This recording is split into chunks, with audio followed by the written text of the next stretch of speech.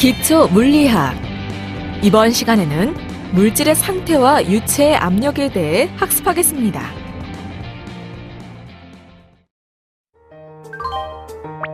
물질이란 질량을 가지며 크기가 있는 모든 것을 말하는데요. 일상생활에 존재하는 거의 모든 물질들은 고체, 액체 및 기체로 구성되어 있고, 뿐만 아니라 지구, 우리가 마시는 물, 숨쉬는 공기, 우리의 몸 등 우리가 접촉하는 모든 것들도 물질로 구성되어 있습니다. 이처럼 물질은 물리적인 성질이 다른 여러 가지 형태로 존재하는데요. 이 형태들은 고체, 액체, 기체 및 플라즈마 이렇게 네 가지로 분류할 수 있습니다. 이들을 물질의 네 가지 상 또는 상태라고 합니다. 이러한 물질의 네 가지 상태 중 유체와 관련된 몇 가지 현상이 있습니다. 바로 압력과 밀도이죠. 압력과 밀도는 각각 힘과 질량을 확장한 개념으로 정지해 있거나 운동하는 유체를 공부하기 위한 필수 물리량입니다. 그럼 지금부터 물질의 상태와 형태, 그리고 유체의 압력에 대해 알아보도록 하겠습니다. 여러분 안녕하세요. 여러분과 함께 기초 물리학을 학습할 김대중입니다. 이번 시간의 학습 내용은 물질의 상태와 형태와 유체의 압력과 밀도입니다. 여러분은 이번 학습을 마치고 나면 물질의 상태와 형태를 설명할 수 있고 유체의 압력을 설명할 수 있게 될 것입니다. 그럼 지금부터 학습을 시작하도록 하겠습니다. 물질의 상태와 형태.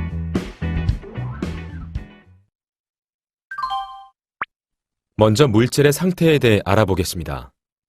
우리 주변의 거의 모든 물체들은 고체, 액체 및 기체로 되어 있습니다. 예전에는 이들을 물질의 세 가지 상태라고 했는데요. 지금은 플라즈마를 포함하고 있으며 물질의 특별한 네 가지 상태라고 합니다. 비록 플라즈마는 지구상에서 흔하지 않지만 눈에 보이는 우주 속의 대부분의 물질은 별 속에 있는 플라즈마의 형태로 존재합니다. 참고로 물리학에서 가스, 즉 기체는 가솔린을 의미하는 것이 아니며 플라즈마는 혈액의 액체 부분을 의미하는 것이 아닌데요.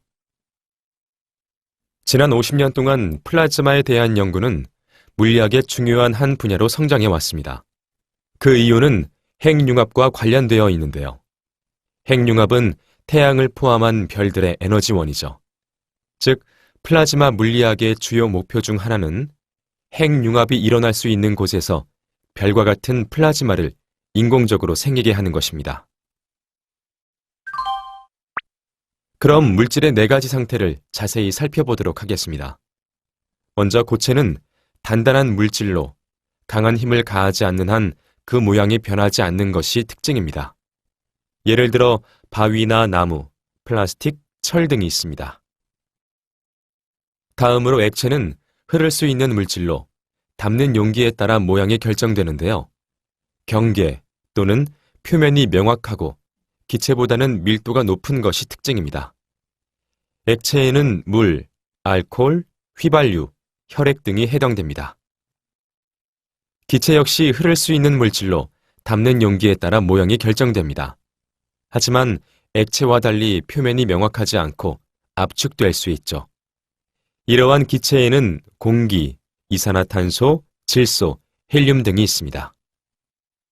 마지막으로 플라즈마는 기체와 같은 성질을 가지나 전기를 통할 수 있습니다. 그리고 자기장의 영향을 쉽게 받으며 보통 매우 온도가 높은 상태에서 존재하는데요. 예를 들어 불이 켜진 형광등 속의 기체나 네온 및 증기 상태로 발광하는 것으로서 태양이나 별을 구성하는 물질이 이에 속합니다. 이번에는 물질의 형태에 대해 알아보겠습니다.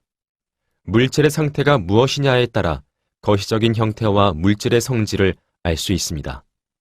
그리고 이러한 성질은 결국 물질의 미시적인, 즉 내부의 구성에 의해 결정되죠.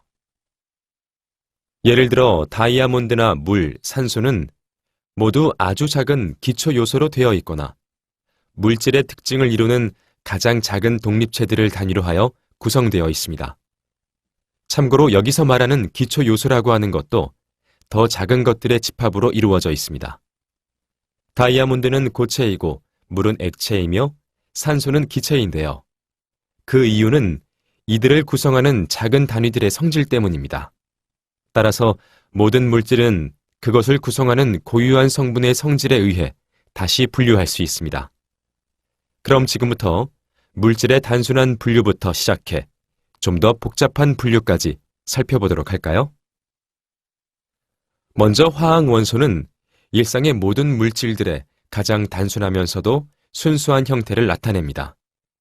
현재 과학자들은 117개의 원소들을 확인했으며 그중 110개의 원소의 이름에 동의하고 있는데요. 우리 일상에서 사용되고 있는 보통 물질들의 일부는 원소 상태의 물질이죠. 이들 중에는 수소, 헬륨, 탄소, 질소, 산소, 네온, 금, 은, 철, 수은 및 알루미늄 등이 포함되어 있습니다. 그리고 각 원소들은 원자라고 불리는 엄청나게 작은 입자로 되어 있습니다. 원소와 마찬가지로 117가지의 원자들이 있으며 모두가 각각 다른 것인데요. 그중 약 90개 정도만이 지구상에 자연적으로 존재하며 그 외 다른 원소들은 실험실에서 인공적으로 생성되는 원소들입니다. 즉, 상당수의 원소들이 매우 드물게 존재하는데 그런 원소들의 이름은 화학자나 과학자의 이름을 딴 것이 많죠. 그리고 원자는 하나의 입자로 된 것은 아니며 내부 구조를 갖고 있습니다. 이 그림에서와 같이 각각의 원자들은 매우 밀도가 높은 핵과 그 둘레를 한 개 이상의 전자라고 하는 입자가 둘러싸는 구조로 되어 있습니다. 그럼 원자의 구성에 대해 좀 더 자세히 살펴보겠습니다. 핵 자체에는 양성자와 중성자라는 두 종류의 입자로 구성되어 있습니다. 그리고 양성자와 전자는 크기가 같으나 부호가 반대인 전하를 띠고 있어서 서로 간에는 인력이 작용합니다. 그리고 전자는 양성자나 중성자에 비해 매우 가벼우며 양성자에 의한 인력을 구심력으로 하여 궤도 운동을 하는데요. 특정 원소에 해당하는 모든 원자들은 고유한 양선자 수를 갖습니다. 자, 그럼 이번에는 화합물에 대해 살펴볼까요? 일상에 존재하는 물질 중에 다음으로 단순한 형태를 화합물이라 하는데요. 화합물에는 수백만 가지의 다양한 화합물이 존재하는데 그 중에는 물, 소금, 설탕, 알코올 등이 있습니다. 그리고 화합물은 원소와 비슷해서 각각의 화합물들은 분자라고 하는 고유의 구성 입자를 가지고 있으며 특정 화합물의 개개의 분자들은 둘 또는 그 이상의 원자들이 전기력에 의해 결합되어 있는 고유의 조합으로 이루어져 있습니다.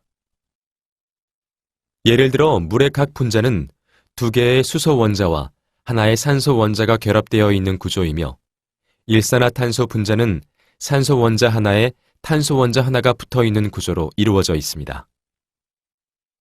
이러한 각각의 분자 구조를 지닌 화합물은 어떤 식으로 나타낼 수 있는데요. 그 식은 화합물 분자 속에 들어있는 각각의 원자들의 수와 종류를 식별할 수 있는 약식 부호로 되어 있습니다. 여러분들도 잘 알고 있는 바와 같이 물 분자는 H2O로 나타냅니다. 그 외 다른 분자의 예로는 소금을 나타내는 NaCl과 이산화탄소를 나타내는 CO2, 그리고 일산화탄소를 나타내는 CO, 에탄올을 나타내는 C2H5OH 등이 있습니다. 분자를 이루기 위해 원자들이 어떻게 결합하는가를 연구하는 것이 화학의 주요 분야입니다. 기체 상태의 어떤 원소들도 역시 분자로 이루어져 있습니다. 우리가 숨쉬는 공기 중의 산소는 원소이지만 대부분의 산소 원자들은 짝을 이루어 O2 분자로 존재하고 오염된 공기로 존재하는 오존은 산소로 된 형태 중에서는 드문 것으로서 오존 분자는 3개의 산소 원자로 되어 있습니다. 그리고 공기나 돌, 바닷물과 같은 많은 물질들은 둘 또는 그 이상의 다른 원소들이 물리적으로 혼합된 것인데요. 이들은 혼합물과 용액으로 분류합니다. 이와 마찬가지로 공기 또한 서로 혼합된 수십 가지의 서로 다른 기체들로 구성되어 있습니다. 이번에는 원자와 분자의 성질에 대해 알아보겠습니다. 먼저 물질의 구성 입자인 원자나 분자들은 서로 간에 정기적인 힘을 미칩니다. 즉, 정전기로 달라붙는 것은 전기력의 한 예이죠. 이들 힘의 본질이 바로 물질의 성질을 결정하는데요. 그 이유는 원소 내의 원자들 사이의 힘이 각 원자의 전자 배열에 따라 다르기 때문입니다. 화합물의 경우에도 분자들 간의 힘과 마찬가지로 분자들의 크기나 모양이 겉모습이나 성질에 영향을 줍니다. 그럼 고체, 액체, 기체 등 물질의 세 가지 상태를 입자들 간의 힘과 관련지어 표현하면 어떨까요? 우선 고체는 구성 입자들 간의 인력이 매우 강합니다. 즉 고체는 구성 원자나 분자들이 그 이웃과 매우 단단히 결합되어 있어서 단지 진동만 할 수 있습니다. 반면에 액체는 구성 입자들이 서로 결합되어 있지만 그렇게 강하지는 않죠. 각 원자나 분자들은 이웃에 대해 상대적으로 움직일 수 있지만 항상 다른 원자나 분자들과 서로 접촉을 유지하고 있습니다. 그리고 기체는 구성 입자들 사이의 인력이 서로를 묶어두기에는 매우 작습니다. 또 기체를 이루는 원자나 분자들이 매우 빠른 속력으로 움직일 수 있기 때문에 넓게 퍼져 있게 되며 입자들은 서로 충돌할 때만 접촉하게 됩니다. 유체의 압력과 밀도.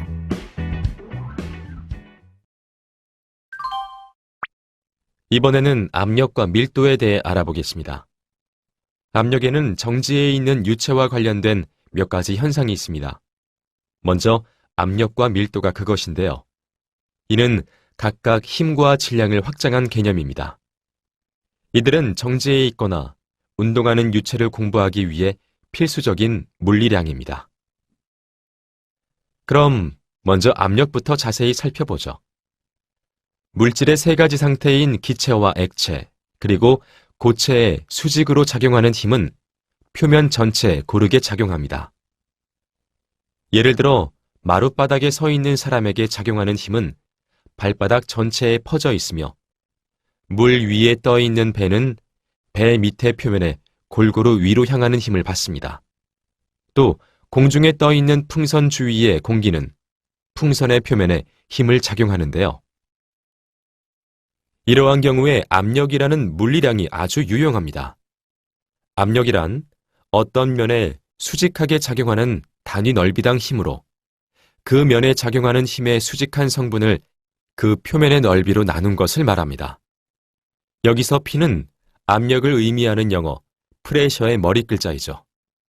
또한 압력은 벡터가 아니고 스칼라량이기 때문에 그와 관련된 방향은 없으며 압력의 표준 단위는 힘의 단위를 넓이의 단위로 나눈 것입니다. 그리고 압력의 SI 단위는 파스칼이며 제곱미터당 1뉴턴과 같습니다.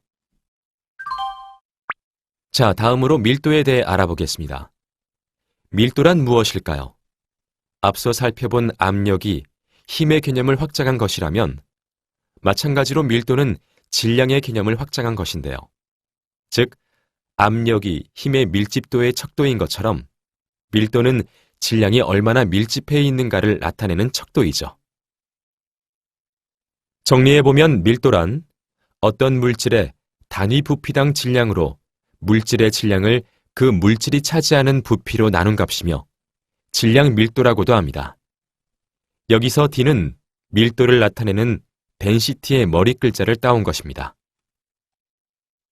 일반적으로 많이 사용되는 물질들의 질량 밀도표를 갖고 있으면 매우 유용합니다.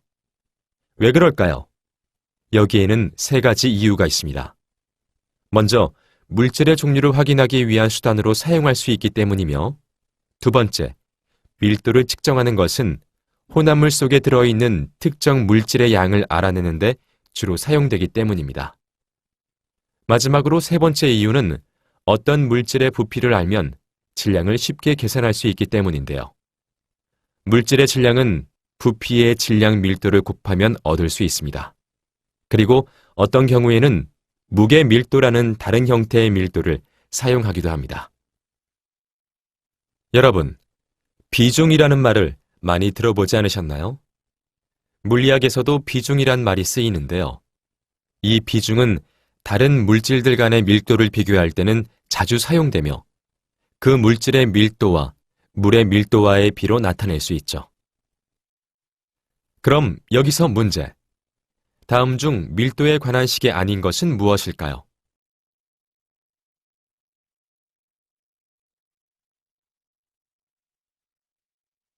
정답은 4번입니다. 1, 2, 3번은 각각 부피 질량 밀도, 면적 질량 밀도, 길이 질량 밀도를 나타내며 4번에 무게 질량 밀도란 말은 없습니다. 그럼 유체의 압력에 대해 알아볼까요? 우선 유체란 무엇일까요? 유체란 쉽게 흐를 수 있는 모든 물체를 말합니다. 따라서 모든 기체와 액체는 유체이고 플라즈마도 유체인 것이죠. 반면에 소금이나 나달처럼 가루 모양으로 된 고체는 상황에 따라서 유체라고도 할 수 있는데요. 그 이유는 그것들을 어떤 용기에 들어 부을 때 흐르기 때문입니다. 이러한 특징을 지닌 유체는 우리의 일상에서 매우 중요합니다. 예를 들어 공기나 물이 없다면 우리가 아는 생명이란 존재하기 불가능했을 것입니다. 통상적으로 유체에 대해 액체나 기체에 대해서만 다루게 될 텐데요. 액체는 비압축성이고 기체는 압축성이라는 사실이 매우 중요합니다. 그럼 깊이와 압력 간의 관계를 정확히 살펴보기 전에 유체 내의 압력의 두 가지 일반적인 성질에 대해 알아보겠습니다. 첫째, 유체의 압력은 모든 방향으로 작용합니다. 따라서 물속에 손을 넣으면 손 위에만 압력이 작용하는 것이 아니라 손 바닥이나 옆에도 압력이 작용하는 현상이 나타납니다. 그리고 둘째로 중력에 의해 유체 내의 압력이 깊이에 따라 변하기 때문에 유체 내의 압력은 수평 위치와는 무관합니다. 예를 들어 액체에서 압력은 표면으로부터 수직거리에 따라 변하고 용기의 모양과는 무관합니다. 자, 다음 그림과 같이 밀도가 로우인 정지한 액체를 상상해 봅시다. 이때 로우는 유체 내부에서 일정한 값이라고 가정하겠습니다. 즉, 이 액체는 압축할 수 없다는 얘기입니다. 이제 단면적이 A인 가상의 원통이 똑바로 깊이가 D인 곳에서부터 D 플러스 H인 곳까지 있다고 생각하고 그 속에 들어있는 액체를 상상해 봅시다. 이러한 경우 원통 바깥에 있는 액체들은 원통 표면의 모든 것에서 표면의 수직 방향으로 힘을 가하겠죠? 여기서 원통 밑면에서 액체에 의해 가해지는 압력은 P이고 윗면이 받는 압력은 P0입니다. 따라서 원통의 밑면에서 액체가 위쪽 방향으로 작용하는 힘은 PA이고 원통의 윗면에서 아래쪽 방향으로 작용하는 힘은 P0A가 됩니다.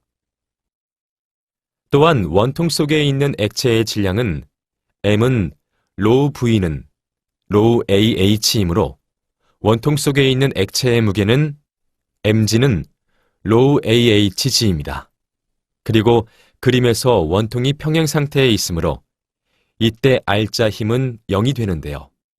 위쪽 방향을 양의 Y 방향으로 선택하면 다음과 같은 식을 얻을 수 있습니다. 여기서 A를 소거하면 P는 P0 플러스 로우 GH가 됩니다.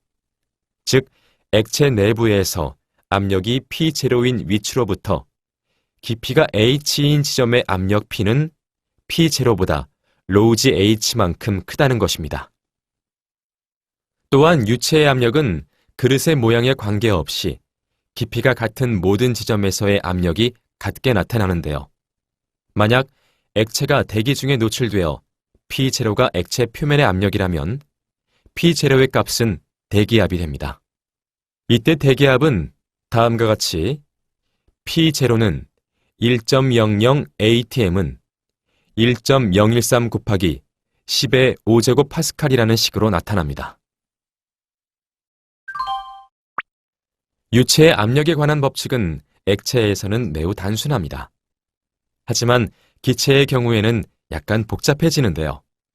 그럼 대기 중의 유체의 압력에 대해 알아보겠습니다. 여러분, 기체의 밀도가 압력에 따라 달라진다는 것은 다들 알고 계신가요? 네, 기체의 깊이가 깊어질수록 증가된 압력에 의해 밀도가 커집니다. 그리고 기체의 연지 기둥의 전체 무게를 계산하는 것은 적분을 사용해야만 구할 수 있죠. 그럼 지구의 대기를 통해 자세히 알아볼까요? 지구의 대기는 여러 가지 기체들이 혼합된 비교적 얇은 층입니다. 지구에서 고도가 높아짐에 따라 공기의 압력이 감소하는 것은 온도의 변화와 기체의 구성 성분에 의해 더 복잡해지는데요. 이는 태양에 의한 공기의 가열, 지구의 회전 및 그 외 다른 요인들이 주어진 장소에서 시시각각으로 공기의 압력을 약간씩 변하게 하기 때문입니다. 또한 고도가 같은 점이라도 압력은 항상 같지 않습니다. 그리고 액체에서의 깊이란 표면에서 아래쪽으로 측정된 것이지만 대기 중의 높이는 해수면에서 위로 측정된 것임에 유의해야 합니다. 따라서 공기의 압력은 밀도가 여전히 높고 낮은 고도에서 고도에 따라 급격히 감소합니다. 또 높이에 관계없이 압력은 그 위의 공기의 무게에 의해 결정됩니다. 지금까지 학습한 내용을 퀴즈를 통해 확인해 보겠습니다. 시작 버튼을 클릭하세요.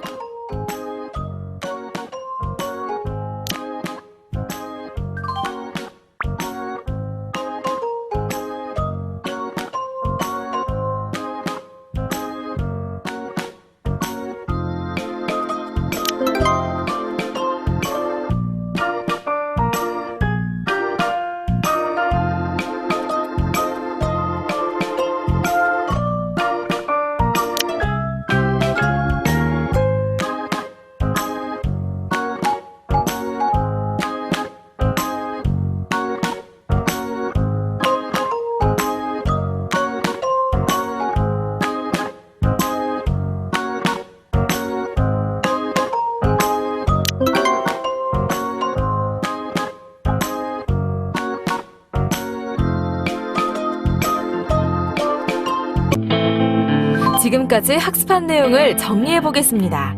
학습을 상기하면서 내용을 확인하세요.